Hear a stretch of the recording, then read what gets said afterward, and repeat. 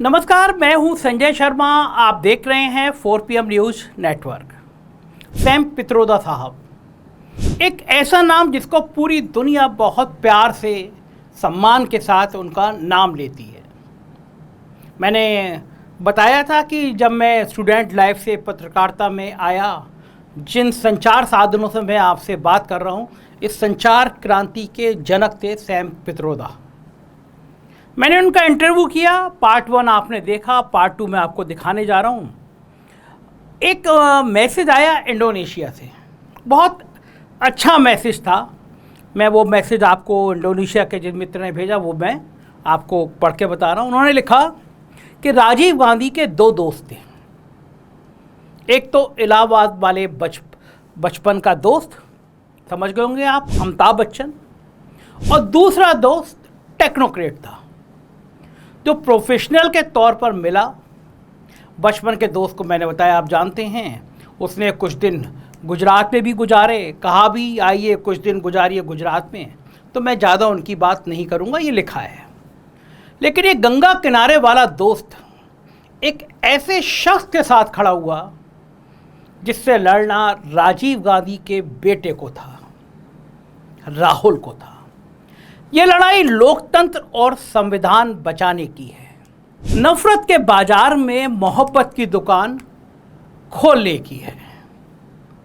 दूसरी ओर राजीव गांधी को जो शख्स प्रोफेशनल के तौर पर मिला था, उसने राजीव गांधी के साथ अपनी दोस्ती को ऐसे निभाया कि उसकी मिसालें आज तक दी जाती हैं।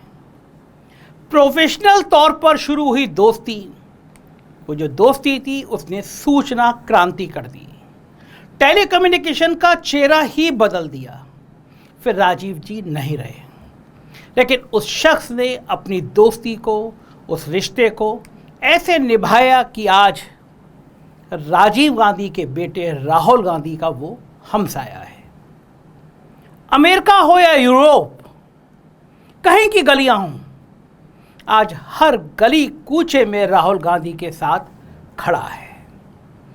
समय चाहे जैसा भी रहा हो, अच्छा रहा हो, बुरा रहा हो, और राहुल गांधी के साथ कदम से कदम मिलाकर चला है।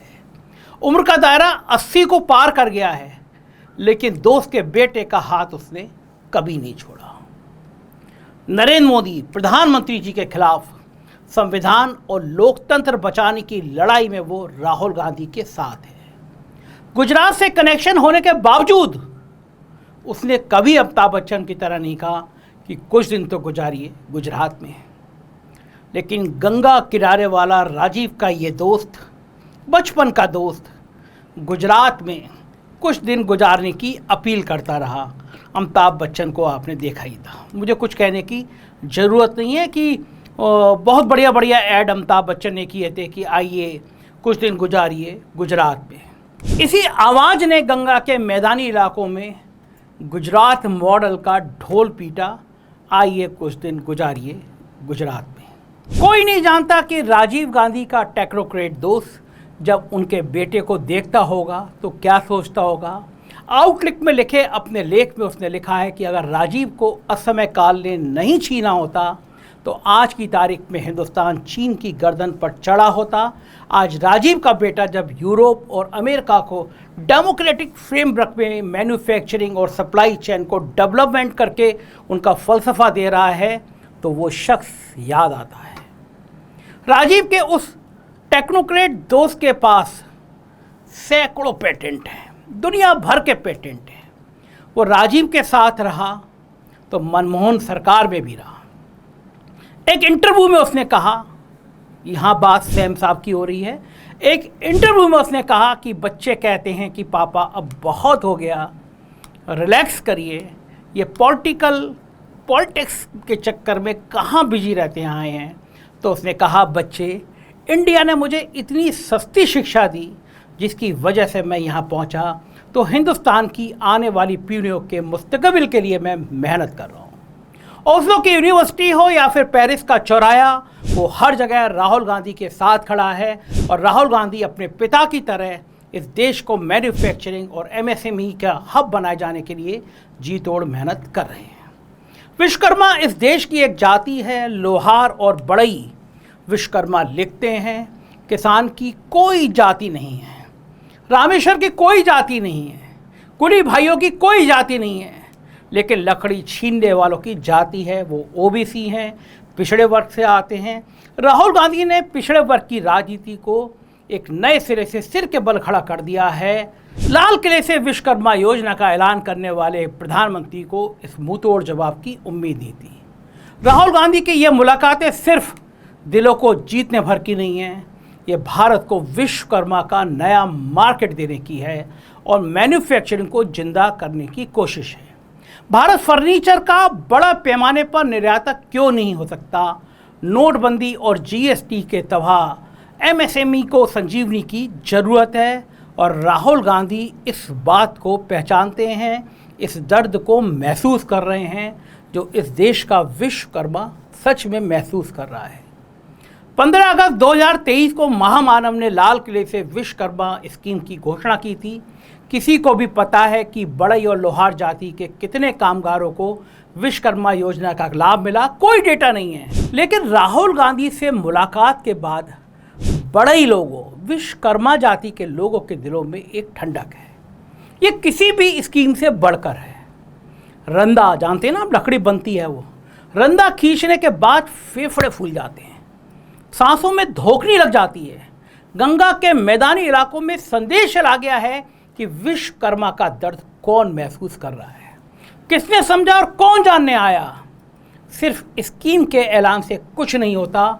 स्कीम का लाभ किसको और कितना मिल रहा है ये मायने रखता है। दिल्ली के कीर्तिनगर में राहुल गांधी का लकड़ी छीलना, फर्नीचर का निर्माण करना नरेंद्र मोदी को विश्वकर्मा योजना का जवाब भी है और दिलों को जीतना भी। किसी स्कीम का नाम रख देने भर से विश्वकर्मा का भला नहीं होगा, उसके लिए बढ़ई बनना पड़ेगा। ना जाने किसने आइडिया दिया था, लेकिन राजीव का ये टेक्नोक्रेट दोस्त बढ़ई है, विश्वकर्मा जाति से आता है। वक्त 2012 का है। यूपी में चुनाव होने थे, प्रेस कॉन्फ्रेंस बुलाई गई थी, कांग्रेस का घोषणा पत्र जारी हुआ और सैम पित्रोदा ने एक से ज़्यादा बार कहा मैं बढ़ई हूं और कांग्रेस के राज में मिली शिक्षा से यहां तक पहुंचा हूं। रंदा खींचते वक्त राहुल गांधी को देखकर आज सैम पित्रोदा भी मुस्कुरा रहे हैं।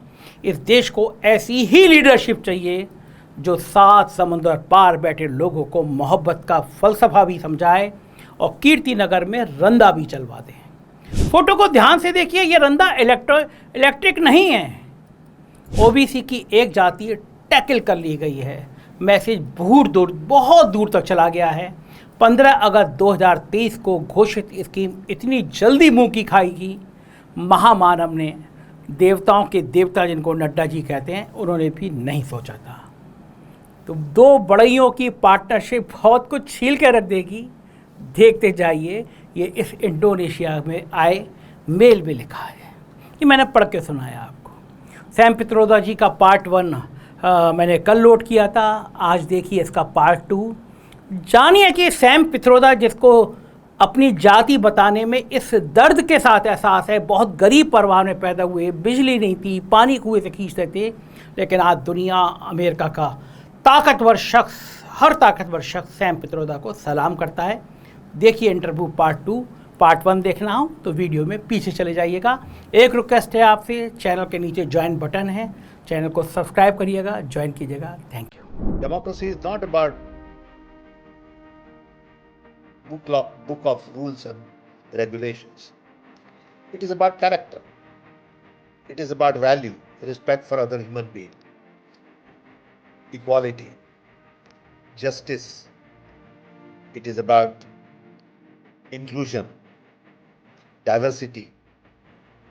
It is about opportunities for all. Leaders who are not focused on power and profit, but leaders who are focused on people and planet. So I give example of Gandhiji's leadership, Mandela's leadership, Martin Luther King's leadership. ये लोग कैसे leader थे और आज के leaders कैसे हैं? झूठ बोलते हैं, कोई शर्म नहीं है, लोगों को उल्लू बनाते हैं, कुछ दुख नहीं होता उनको। तो democracy is all about leadership. मौजूदा दौर में आपके किताब में क्या मोदी जी और राहुल गांधी दोनों का जिक्र होगा? I do mention in Indian chapter हाँ, few things about present government and what happened to Rahul Gandhi. Bharat में ये बात उठी, भारतीय जनता पार्टी ने कहा कि राहुल गांधी विदेश में जाके भारत की आलोचना करते हैं। ये भारत के लिए, भारत के लोकतंत्र के लिए ठीक नहीं है। आपका इस पे क्या कहना है? हम किसी की टीका करने के लिए नहीं जाते हैं, ये तो उनका इंटरप्रिटेशन है ना। हम जब जाते हैं सब पहले हम मिलते हैं सब पॉलिटिकल लीडर्स से, मेंबर्स ऑफ पार्लियामेंट में जो होते हैं उनसे मिलते हैं, फिर इंटेलेक्चुअल से मिलते हैं। यूनिवर्सिटी में राहुल जी भाषण देते हैं, जब स्टूडेंट के साथ उनका इंटरेक्शन होता है। तो ये तो एक्सचेंज ऑफ आइडियाज है, ये वन वे ब्रॉडकास्ट नहीं है कि हम वहां जाके भाषण नहीं देते। अभी आप ऐसे कहें कि इंडिया में मीडिया इज बायस्ड, वो टीका नहीं है, वो सत्य है। अगर ये कहे कि सरकार ये काम बराबर नहीं कर रही है, वो तो अपोजिशन का काम है। सरकार की टीका वो देश की टीका नहीं होती है। मैम साहब, अभी पिछले दिनों बाइडेन साहब आए थे जब भारत में, तो बाइडेन साहब के संग जो जर्नलिस्ट थे, ये बात हुई कि यहाँ पे एक प्रेस कॉन्फ्रेंस नहीं हुई G20 में, और जैसे ही बाइडेन साहब गए दूसरे कंट्री में, वहाँ उन्होंने ये बात कहा। तो क्या ये आप मानते हैं कि भारत की मीडिया नहीं, जो विदेश की मीडिया आती है भारत में, उसको भी रोकने की कोशिश की जाती है? और जो बाइडेन साहब ने बाहर जाके कहा, तुरंत जाके कहा, वो क्या ठीक था भारत के लिए? देखिए, सच है वो सच है, उसके बाद बात करेंगे ठीक है कि ठीक नहीं है, किसके विचार से ठीक नहीं है। अच्छा सैम साहब, आपने देश के इतने प्रधानमंत्री देखे, आप कई प्रधानमंत्रियों के सबसे करीबी थे। हमारे प्रधानमंत्री जी को ऐसा क्या चीज होती होगी, क्या आप ह्यूमन साइकोलॉजी भी समझते ही होंगे, ऐसा क्या डर है जो वो प्रेस से बात नहीं करते हैं? ऐसा क्या नाराजगी है, डर है क्या, कारण क्या है? वो तो उन्हें बताना है आपको, मैं कैसे बता सकता हूं? ये तो उनकी जवाबदारी है, नेक्स्ट। उसके सामने आके कहना है कि भाई मुझे ये बात का डर है, इसलिए मैं प्रेस से नहीं बात करता हूं। वो भी बोलना चाहिए।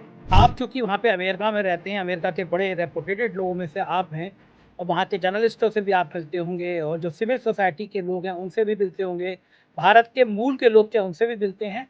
ये बात भी वहाँ क्या चर्चा का विषय है कि भारत के बिल्कुल प्राइम मिनिस्टर प्रेस से नहीं मिलते हैं? बिल्कुल विषय है, बहुत बड़ा विषय है, क्यों नहीं होगा। बहुत बड़ा विषय है कि आप देश के प्राइम मिनिस्टर हैं और आप मीडिया से और पब्लिक से इंटरैक्ट नहीं करते हैं, आप खाली ब्रॉडकास्टिंग करते हैं माइक्रोफोन की तरह, वो देश के लिए भी वाजिबी नहीं है। तो ये विदेश के लोगों को ऐसा राहुल में क्या दिख रहा है कि जो भारत के नहीं है, फ्रांस के हैं, अमेरिका के हैं, उन्हें क्या चीज ऐसी लगती है राहुल गांधी में जो बहुत अट्रैक्ट कर रही है? उनको लगता है कि ये, और बहुत लोगों ने हमें कहा है कि we see in him a global democratic leader of the future. Gloria Steinberg, a lady who was instrumental in women's movement in America, she is in her 90s, उन्हें हम मिले थे न्यूयॉर्क में, उनके साथ बात हुई। वो इतनी सादाई से बोल रही थी कि मैं ये यंग मैन में एक ऐसा लीडर देखती हूं जिसको दुनिया की जरूरत है। कुछ तो होगा, अब आप कह सकते हैं वो भी पागल है, ओके, लेकिन ये लोगों का इंटरनल एक्सपीरियंस है। पेरिस में जब वो बोले साइंस पो यूनिवर्सिटी में, बहुत सारे प्रोफेसर ने हमें बताया कि what an excellent interaction, okay. वो भी मिलते रहते हैं ग्लोबल लीडर से। पेरिस में हमारी एक मीटिंग थी, क्लोज डोर लंच था एशिया सोसाइटी से, जिसमें करीबन 20 फ्रेंच एक्सपर्ट से, एडिटर ऑफ लमांट, बहुत सारे अदर इंपॉर्टेंट पीपल, एंड हम साथ में मिलकर 90 मिनट तक बात की। एंड द इंप्रेशन वाज कि ये क्यों ज्यादा बात नहीं करते प्रेस से।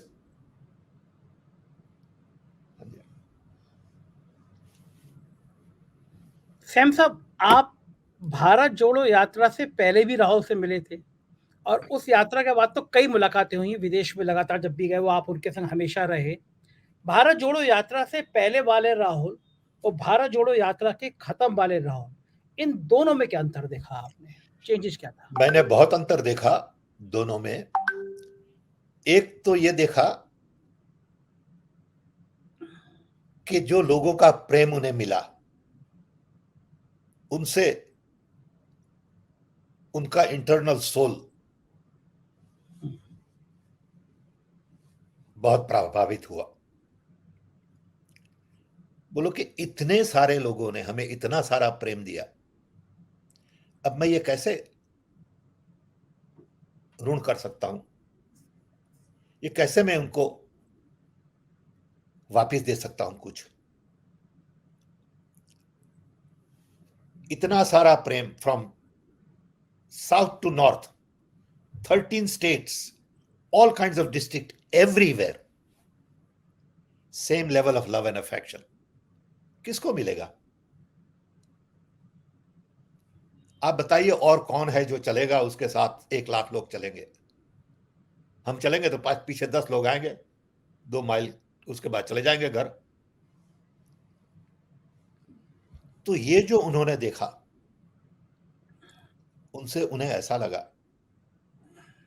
कि मेरी जवाबदारी और बड़ी है। उन्हें ऑल्सो लोगों को सुनने का मौका मिला, तो अब वो ज्यादा ध्यान देते हैं लोग क्या कह रहे हैं। पहले वो खुद कहते रहते थे, शायद थोड़ा कम सुनते थे, अब वो ज्यादा सुनते हैं और कम कहते हैं। वो भी एक बड़ी अनोखी गिफ्ट है। उनको भी कॉन्फिडेंस आ गया कि people love me, people expect me to perform, and it is my duty towards them. अब देखिए, उन्होंने जो एक नया मुद्दा उठाया है, वो हमारी दृष्टि से सबसे इंपॉर्टेंट मुद्दा है। वो है कि हमारे वहां दलित, ओबीसी, माइनॉरिटी, ट्राइबल जो टैलेंट है, उस टैलेंट का उपयोग नहीं किया जा रहा है। इतनी सारी टैलेंट है, मैं तो जानता हूं, क्योंकि हमारी कम्युनिटी में विश्वकर्मा में भी इतनी सारी टैलेंट है। Artist, you give them anything to make, you give them something like this to make, and they'll make exactly like that. But हम अब क्या करते हैं, ये बनाने के लिए फॉरेन से टेक्नोलॉजी लाते हैं। ये हमारे ओबीसी वालों को चांस ही नहीं दे रहे हैं कि आप बनाइए, क्योंकि जो वो बनाएंगे थोड़ी भूल भी करेंगे, सीखेंगे, वो कोई उनको मौका नहीं देता। तो जब तक हम ये टैलेंट को आगे नहीं लाएंगे मेन स्ट्रीम में, तब तक देश नहीं बनेगा। ये women's reservation is a classical example. इतनी देर क्यों लगी कि हम इतनी सारी वुमेन को अभी तक अपॉर्चुनिटी नहीं दे सके ना? एक चीज आप कह सकते हैं कि पहले जब आजादी के बाद टैलेंट लिमिटेड थी, तो हमारे फाउंडिंग फादर्स को ये अच्छी तरह से सोचना था, और सोचा उन्होंने कि ये जो टैलेंट कम है उसका उपयोग पहले करें। नई टैलेंट बनाएंगे लेकिन उसको टाइम लगेगा। ये हम जो हैं वो आजादी के बाद की टैलेंट है, उसको टाइम लगता है ना, क्योंकि हम तो थे कारपेंटर्स के साथ। देश ने हमें पढ़ाया, लिखाया, लेकिन उसमें लग जाते हैं 30-40 साल। सो ऐसे हमारे जैसे हजारों लाखों लोग हैं देश में जिन्हें जिन्हें मौका नहीं मिलता, तो उनको मौका देना ये सबसे इंपॉर्टेंट चीज है। अभी जो राहुल गांधी ने बताया कि आप देखिए गवर्नमेंट स्ट्रक्चर में 70 आईएएस ऑफिसर्स में से 3 लोग अपर कास्ट के नहीं हैं। ओके, बैकवर्ड क्लास, हाँ, backward class. Backward, sorry, backward class का, I mean, sorry. Okay, this is a fundamental challenge in the country. हर जगह सिस्टमैटिकली हमें ढूंढ निकालना है लोगों को। लोग हैं, ऐसा नहीं है लोग नहीं हैं, उनको मौका ही नहीं मिलता। So systematically we will have to find this talent, help them build and invest in that talent. जो अभी इन्वेस्ट करते हैं फॉरेन कोलैबोरेशन में, उसकी जगह ये पैसा लोकल टैलेंट डेवलपमेंट में करना है। ये बहुत बड़ी चुनौती है। बिल्कुल ठीक बात है सैम साहब। मुझे 2 बातें आपसे कहनी है। एक तो मुझे आज तक याद है कि मैं जब पढ़ के पत्रकारिता कर रहा था, तो उस समय में आप मेरे आइडियल हुआ करते थे, क्योंकि भारत में जो इलेक्ट्रॉनिक क्रांति आई थी, मोबाइल वगैरह तो सपने में था उस समय में, दौर में सोच भी नहीं सकते थे हम कि मोबाइल कभी आ सकता है। तो जब आप लेकर आए तो ये कहा गया कि एक शख्स ऐसे हैं सैम पित्रोदा, जिन्होंने भारत में कंप्यूटर, मोबाइल क्रांति कर दी, संचार क्रांति की। तो उस दौर में राजीव गांधी जी ने जब आपको इंट्रोड्यूस किया था एक टाइम में, मुझे अभी तक याद है, मैंने उसके विरोध में एक लेटर लिखा था, और उसमें उन्होंने कहा था कि आप विश्वकर्मा जाति के एक बढ़िया व्यक्ति को लाए हैं। तो मैंने उस समय ये लिखा था, मैं शुरुआती दौर था मेरा, लेकिन मैंने लिखा सैम पित्रोदा जी को जाति में मत करिए, वो इंसान सारी जातियों से बड़ा है। तो आज आपने खुद अपने मुंह से ये कहा कि विश्वकर्मा, चूंकि जो है, प्रधानमंत्री देखो भैया, जो है वो तो है ही। I am proud to be Vishwakarma. मैं शायद दलित होता तो भी अब मैं वही कहता कि I am proud to be Dalit. I have no issue with it. Those are my roots. I'm proud to be Indian while I'm in America. That's okay. But I don't want to get stuck there. मुझे आगे देखना है। जो मेरा past है वो तो मैं बदल नहीं सकता। मैं गुजराती हूं तो हूं ही, वो मैं नहीं बदल सकता।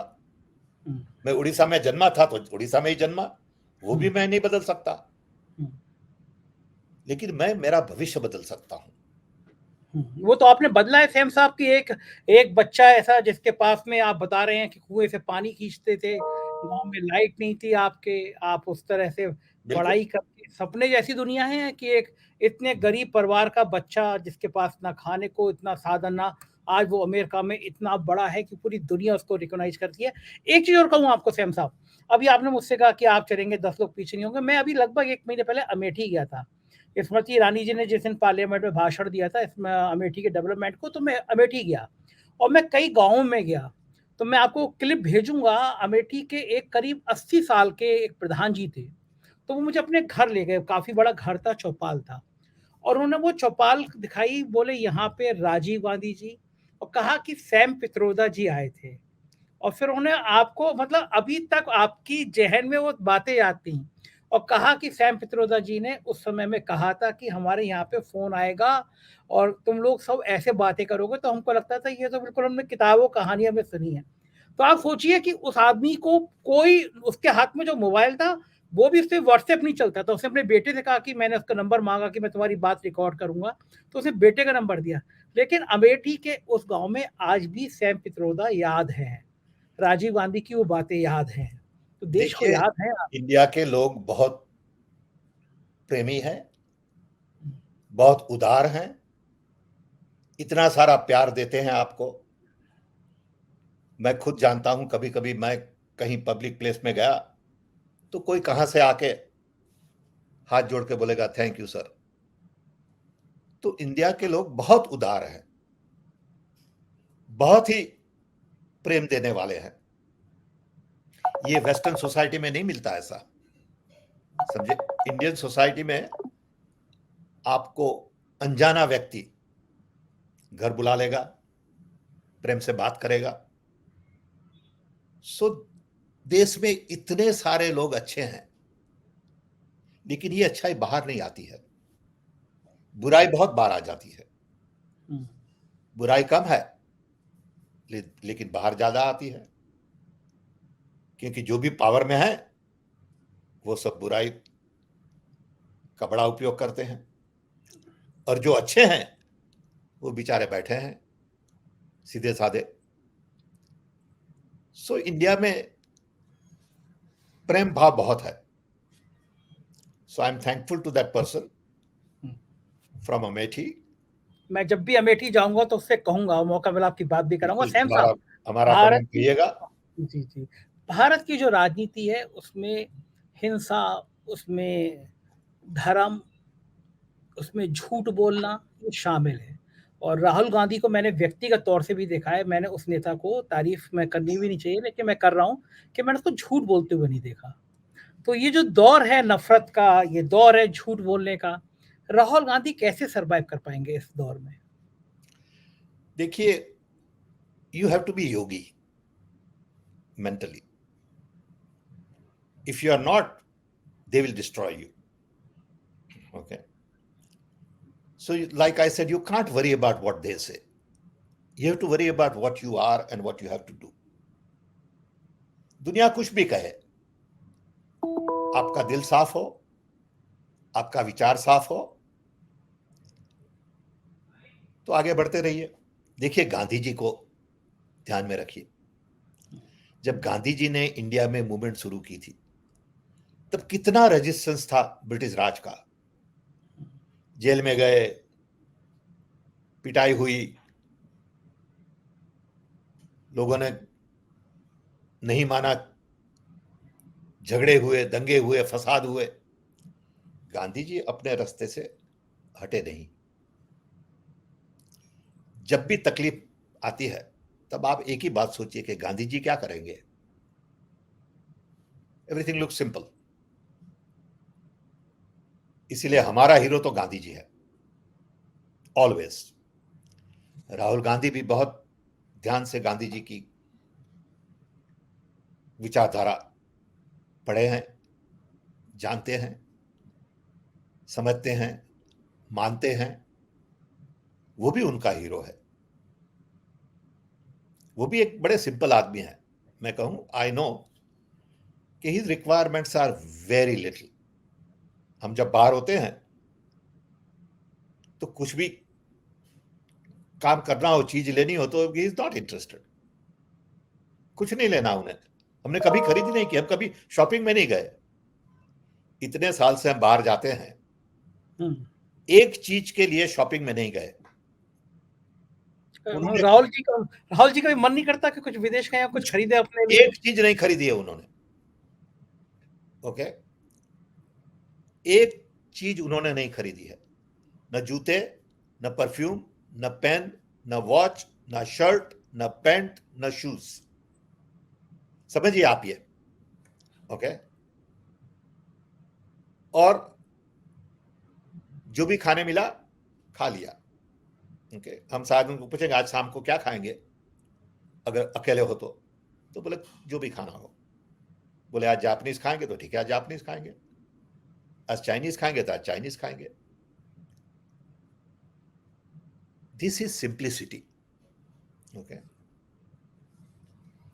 नहीं तो कोई भी हमारे साथ जो परदेश आएगा, तो शॉपिंग करता है, वो थोड़ा शॉपिंग करता है, थोड़ा परफ्यूम लेंगे, तो कभी एक चीज नहीं ली है।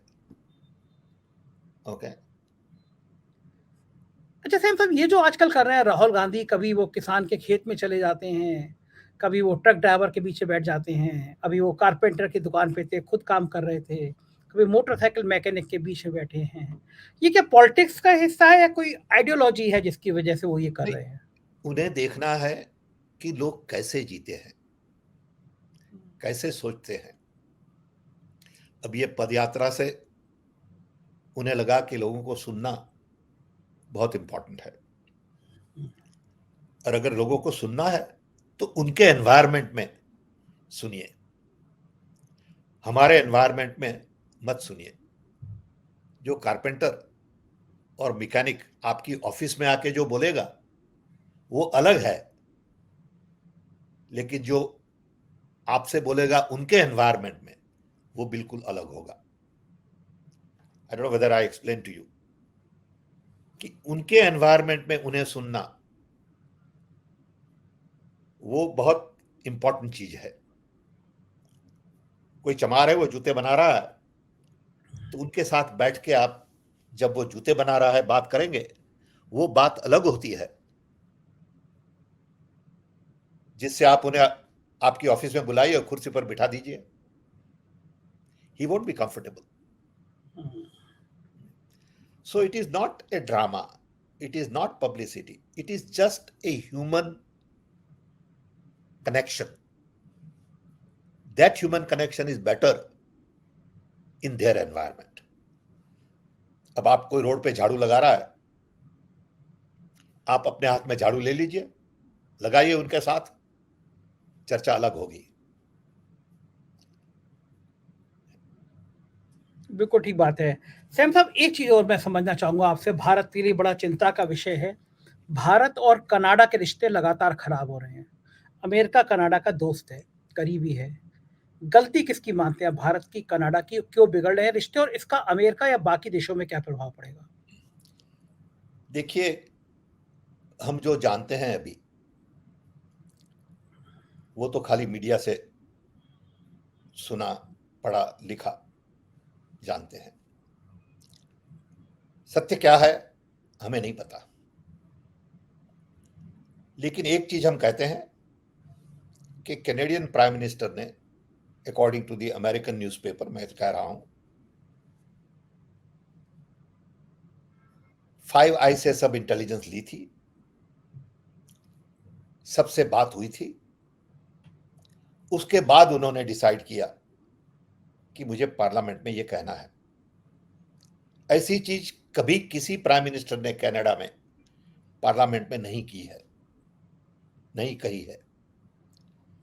उसके पीछे कुछ तो सत्य होगा, क्या है हमें पता नहीं, क्यों किया किसी को पता नहीं, लेकिन it is a serious matter that has to be resolved. So everybody must cooperate. India should cooperate, Canada should cooperate and resolve this so the relationships are back on track.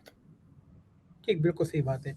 एक चीज़ और समझ जाऊँगा सैम साहब कि भारत की media, so called main stream media, वो दिखाती है कि अमेरिका भारत के आगे झुक गया, अमेरिका के राष्ट्रपति भारत से डर गए, इस तरह की हेडलाइंस होती हैं।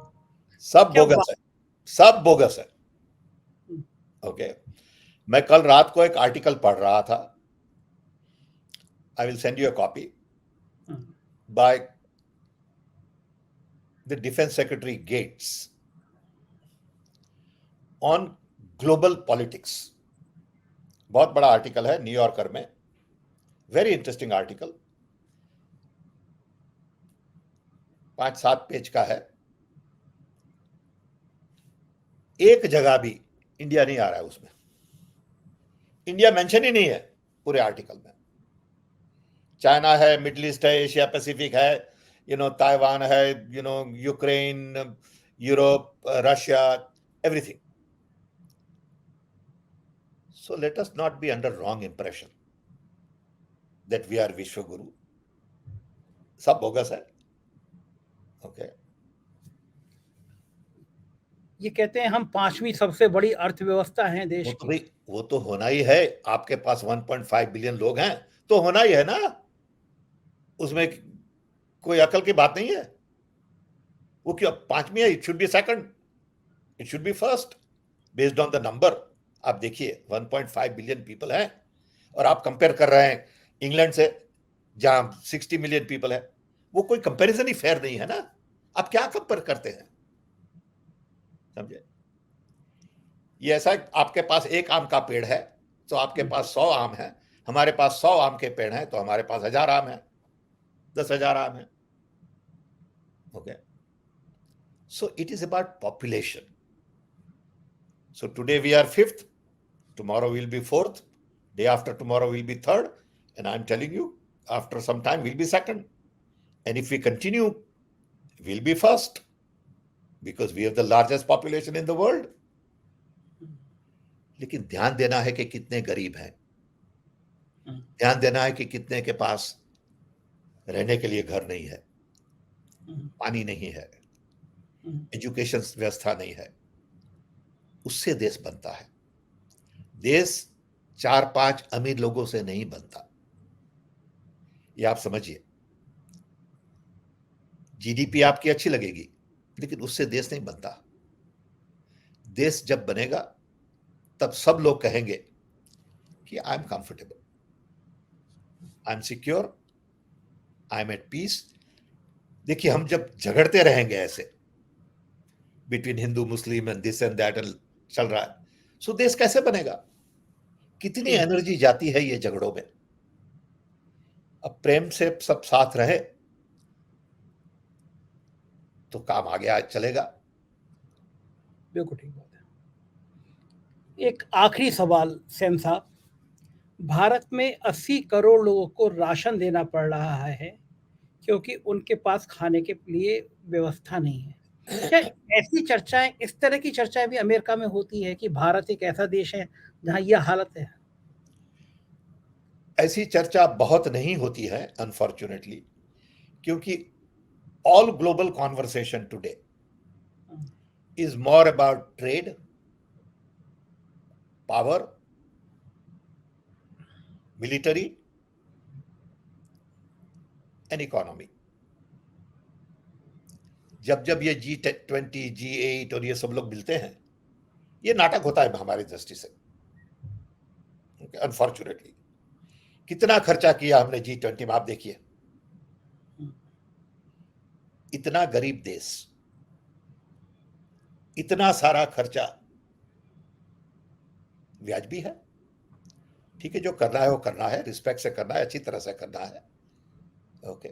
लेकिन एफ्लुएंट बताने की कोई जरूरत नहीं है। इतने सारे पोस्टर्स, होर्डिंग, क्या काम है ये होर्डिंग का?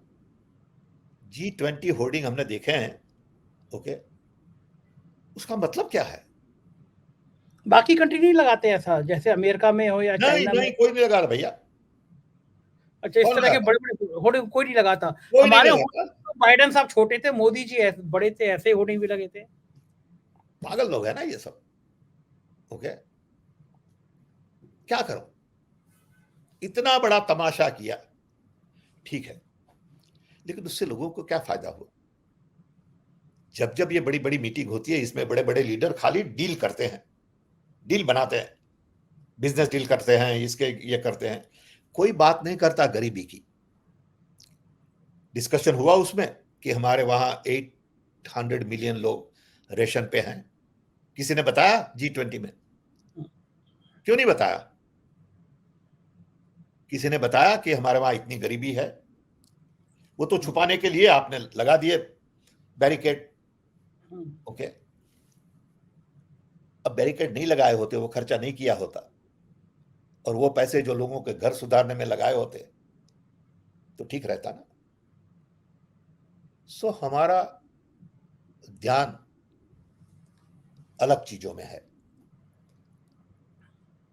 हमें दुख होता है कि इतना सारा खर्चा किया G20 के लिए, इतनी बड़ी publicity, as if we are ruling the world. ये सब झूठ है, ओके। ये क्यों ऐसा करने की जरूरत मुझे समझ में नहीं आ रहा। अगर आप रूलिंग द वर्ल्ड कर रहे हैं तो लोगों को बताने की कोई जरूरत नहीं है, लोग समझ जाएंगे, ओके। लोग मूर्ख नहीं है, वो समझते हैं सब। बिल्कुल बिल्कुल मैंने ठीक मैंने कहा। अभी एक तस्वीर देखी, मैं बड़ा दुख हुआ। मैंने ट्वीट भी किया था कि गांधी जी का इतना फोटो है, महात्मा गांधी का, और मोदी जी का इतना बड़ा फोटो है साथ में, और नीचे लिखा है जो गांधी जी ने कहा था, उनका एक वाक्य नीचे लिखा है। अगर गांधी जी ने जो कहा, गांधी जी का वाक्य है, उसमें मोदी जी की तस्वीर की क्या जरूरत है? और वो भी गांधी जी से 3 साइज बड़ी। ये गांधी जी का अपमान है, ये इंडिया के लोगों का अपमान है, और ये हमारी दृष्टि से मोदी जी का भी अपमान है। जिसने भी वो सोचा, I am sure Modi ji को पता भी नहीं होगा, लेकिन जिसने वो सोचा उसको बुला के किसी को कहना चाहिए कि भैया ऐसे पब्लिसिटी नहीं होती। महात्मा गांधी वो महात्मा गांधी हैं, मोदी प्राइम मिनिस्टर वो मोदी प्राइम मिनिस्टर है। लेट अस नॉट बिल्कुल कंफ्यूज। बिल्कुल। बहुत बहुत शुक्रिया सैम साहब। मन नहीं करता है आपसे बातें कर रहे हो कि बातें खत्म की जाएं, लेकिन मैं फिर आपसे एक बार टाइम लूंगा, कुछ दिनों बाद फिर आपसे बातें करूंगा। बहुत बहुत शुक्रिया, आपने हमें इतना कीमती समय दिया। Thank you ji, thank you so much.